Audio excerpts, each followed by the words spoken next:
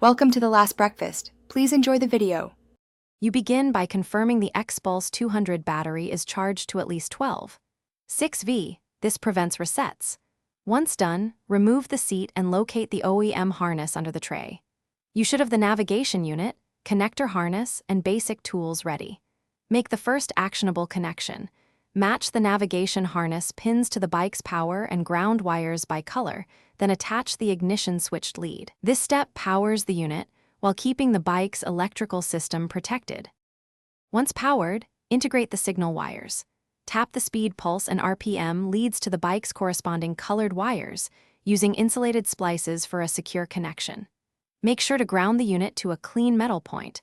Poor grounding causes glitches. Next, attach the mounting bracket to the handlebars and position the unit at a 30 to 45 degree tilt for visibility.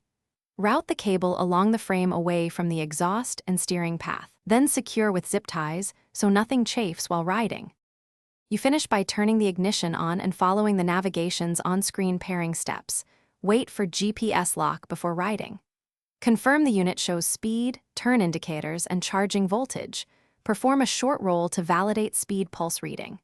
If the unit won't power or behaves erratically, immediately recheck the fuse and the ground connection, then reseat every connector. Loose pins are the most common fault.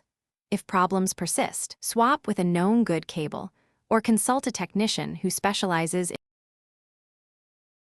Thanks for watching. If this was helpful, leave a like and consider subscribing. See you next time.